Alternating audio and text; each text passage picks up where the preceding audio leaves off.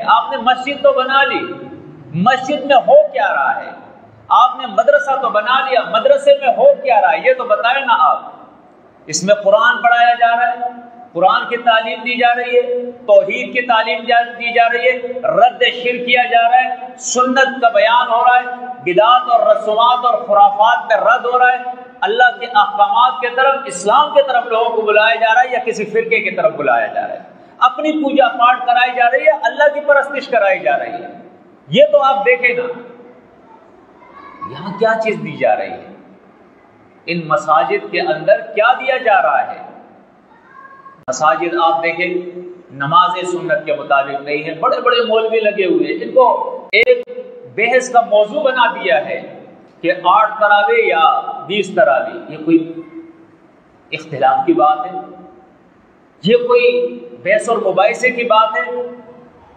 اگر انصاف پہ آ جائے تو یہ ٹھیک ہے، نفلی عبادت ہے، لیکن آپ صلی اللہ علیہ وسلم نے یہ نفلی عبادت کی ہے، اور یہ نفلی عبادت کی ہے تو یہ احادیث میں موجود ہے۔ 8 کی یا 20 کی یہ تراویح جس کو نام دیا گیا ہے، یہ 8 کی یا 20 کی، یہ تو احادیث میں موجود ہے نا۔ جتنے بھی فرقے ہیں آپ کسی مسئلے کے اندر بھی دیکھ لیں، یہ جب احادیث پیش کریں گے تو سب سے زیادہ ترجیح دیں گی بخاری کی حدیث کو، اس کے بعد مسلم کی، اور اس سے بھی زیادہ ترجیح اس حدیث کو دیں گے جو متفق علیہ حدیث اور بخاری اور مسلم کی۔ تو آپ تراویح کے بارے میں، جس کو آپ تراویح کہتے ہیں، اصل میں جو قیام اللیل ہے، تہجد ہے، اس میں آپ بخاری کیوں حوالے میں نہیں پیش کرتے، مسلم کیوں حوالے میں نہیں پیش کرتے کہ آپ صلی اللہ علیہ وسلم نے کتنے رکعات پڑھے ہیں، کیوں آپ پیش نہیں کرتے؟ آپ ان کو چھوڑ کر پھر دوسری کتابوں کے طرف کیوں جاتے ہیں؟ جب آپ حدیث پیش کرتے ہیں تو آپ کہتے ہیں کہ مرفوع حدیث سب سے اعلیٰ ہے، اور جب آپ کا مقصد ہوتا ہے تو آپ موقوف پہ چلے جاتے ہیں۔ آپ تراویح میں مرفوع حدیث کیوں نہیں پیش کرتے ہیں؟ آپ کی زبان سے یہ کیوں نکلتا ہے کہ عمر رضی اللہ تعالیٰ عنہ نے یہ کام کیا ہے؟ حالانکہ اس میں بھی دیکھیں اختلاف ہے۔ موطا امام مالک کے اندر عمر رضی اللہ تعالیٰ عنہ نے 8 رکعت تراویح کا حکم دیا، ابو داؤد کے اندر 20 رکعت کا، وہ اختلاف ہو گیا اس کے اندر، دونوں کتابوں کے اندر۔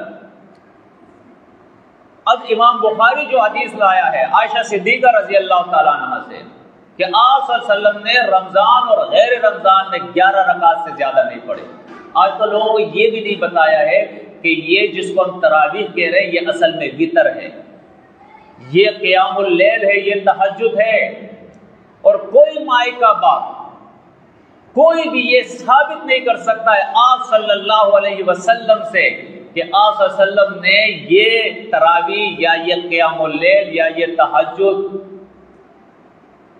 8 رکعت 2 کر کے یا 4 کر کے آخر میں 3 رکعت یا 2 کر کے آخر میں 1 رکعت، اس طرح 11۔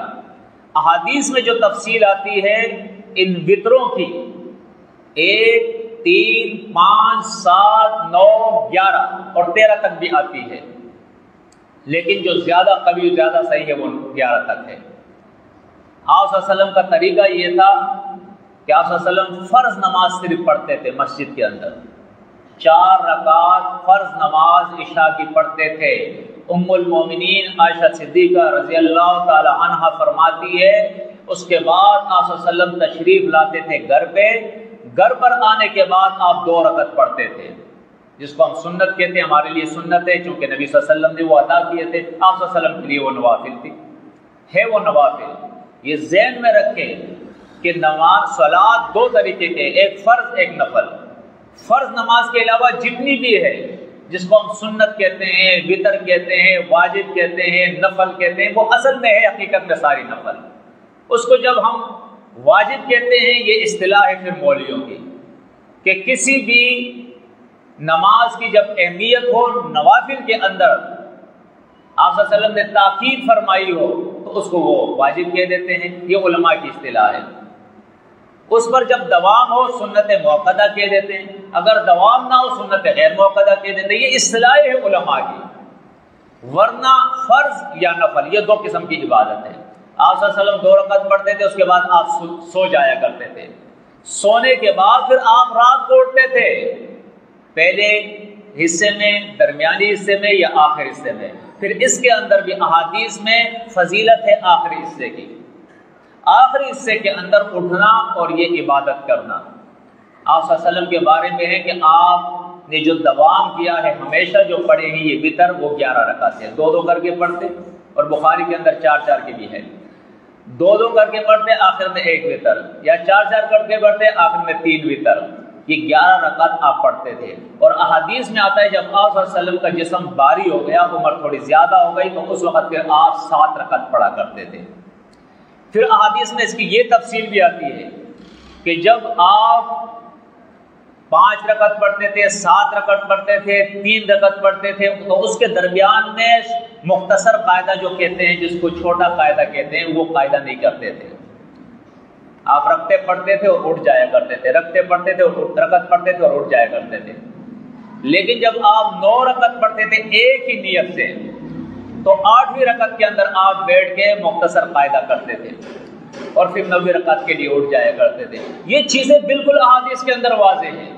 کیا علماء یہ نہیں جانتے جو 3 دن آپ صلی اللہ علیہ وسلم نے صرف 3 دن جماعت سے نماز جو ہے یہ قیام اللیل کیا ہے، وہ 3 دن کیسے کیا ہے؟ صحابہ کرام آتے تھے، انتظار کرتے تھے، آپ صلی اللہ علیہ وسلم گھر میں ہوتے تھے، اس سے بھی یہ عقل نہیں لیتے۔ پھر آپ گھر سے نکلتے تھے اور آپ نے نماز پڑھائی ہے، اس کے بعد دوسری رات آپ نہیں نکلے، پھر ایک رات نکلے، پھر ایک رات نہیں نکلے، پھر ایک رات، اس طرح 3 رکعت ایک رات چھوڑ کر آپ نکلے۔ پوری زندگی میں اس کے علاوہ اس طرح کا معاملہ نہیں ہے۔ تو اس سے کیا ملتا ہے؟ اس سے یہ ملتا ہے کہ ٹھیک ہے، یہ تو جواز ملتا ہے کہ آپ صلی اللہ علیہ وسلم وتر کو جماعت سے آپ صلی اللہ علیہ وسلم نے پڑھی ہے اور لوگ بھی پڑھ سکتے ہیں، امت بھی پڑھ سکتے ہیں، لیکن اس پہ ہمیشہ دوام نہیں ہونا چاہیے۔ کبھی کبھار کر لیا، جماعت سے پڑھ لی، لیکن وہ بھی رات کے وقت میں۔ آپ مسجد میں پڑھے یا گھر میں پڑھے، بہتر گھر میں ہے، کیونکہ آپ صلی اللہ علیہ وسلم نے فرمایا اپنے گھروں کو قبرستان نہ بناؤ، ایک حصہ اپنی نماز کا گھروں میں پڑھا کرو۔ تو آپ صلی اللہ علیہ وسلم کا سنت طریقہ یہ ہے، جواز کے طور پہ ہے، آپ پڑھ سکتے ہیں مسجد کے اندر بھی، لیکن صحیح طریقہ یہ ہے کہ آپ گھر پہ پڑھیں اور رات میں پڑھیں، رات کو اٹھ کر پڑھیں۔ ہاں جو کمزور لوگ ہیں، رات کو نہیں اٹھ سکتے ہیں، تہجد کے لیے نہیں اٹھ سکتے ہیں، ٹھیک ہے، وہ متصل عشاء کی نماز کے ساتھ پڑھ لیں، عشاء کی نماز پڑھی اس کے بعد اپنے وتر بھی پڑھ لیں، اس لیے کہ وہ رات کو نہیں اٹھیں گے تو ان نوافل سے جو ہے یا اس وتر سے جو ہے وہ محروم ہو جائیں گے، اس لیے ان کے لیے ہے یہ سہولت اسلام کے اندر۔ لیکن آج ہمارے یہاں آپ دیکھیں، اتنی غلط فہمی پیدا کر دی ہے کہ تراویح نام رکھا، اس کو پھر جو ہے روزوں کے ساتھ جو ہے اس کا تعلق بنایا، اب جو روزہ رکھے گا وہ تراویح پڑھے گا، جو تراویح نہیں پڑھے گا اس کا روزہ ہی نہیں ہوگا۔ یہ کہاں سے آ گیا؟ یہ کہاں سے آ گیا؟ یہ کس حدیث میں ہے؟ یہ کس نے کہا ہے؟ اب ہر بات کو ثابت کرنے کے لیے فلاں امام نے کہا، فلاں حضرت نے کہا، فلاں نے کہا، اس طرح اپنا دین یہ جو ہے ثابت کرتے ہیں۔ وہاں پھر قال اللہ قال الرسول نہیں ہوتا ہے، پھر صحابہ کرام کا طریقہ نہیں ہوتا ہے، پھر اپنے اماموں اور اپنے اساتذہ کے اقوال پیش کر کے گزارا کرتے ہیں۔ یہ میں نے ایک مثال آپ کو دی ہے کہ کیوں یہ ہو رہا ہے، یہ اختلاف دین کے اندر کیوں ہو رہا ہے۔ رفع الیدین پہ کبھی اختلاف، حالانکہ کوئی بھی ثابت نہیں کر سکتا ہے بغیر رفع الیدین کی نماز، کوئی بھی نہیں ثابت کر سکتا ہے۔ صرف ایک روایت سے عبداللہ ابن مسعود کی بیان کرتے ہیں کہ انہوں نے کہا کہ تکبیر تحریمہ کے علاوہ کوئی رفع الیدین نہیں، اور ابو داؤد، امام ابو داؤد اس کو بیان کرنے کے بعد کہتا ہے لیس بصحیح فی ھذہ المعنی، اس معنی میں یہ روایت صحیح نہیں ہے، اس کے علاوہ جتنی بھی روایتیں یہ بیان کریں گے اس کے اندر یہ تدلیس کرتے ہیں،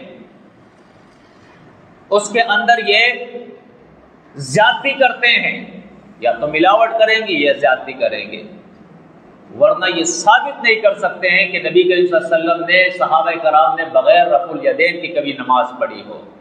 اس کو بھی اختلافی مسئلہ بنا دیا۔ باقی چیزوں میں یہ کہیں گے جاؤ ہمارا مرکز خانہ کعبہ ہے، مکہ ہے، وہاں سے مدینہ سے دین لو، لیکن جب تراویح کا مسئلہ آئے گا، رفع الیدین کا مسئلہ آئے گا، پھر کہے گے نہیں جی ہمارے مسلک میں یہ بات ہے، ہم اپنے مسلک کو مانتے ہیں، ہم ان کے مسلک کو نہیں مانتے، ان کا مسلک الگ ہوا۔ یہ فرقے کہاں سے تم نے بنا لیے ہیں؟ لوگوں کو کیوں پریشان کیا ہوا ہے؟ اسلام بنیادی چیز ہے، اس کی کیا صحیح عقیدہ، شرک سے پاک، اور اس کے بعد تقویٰ کے ساتھ زندگی گزارے۔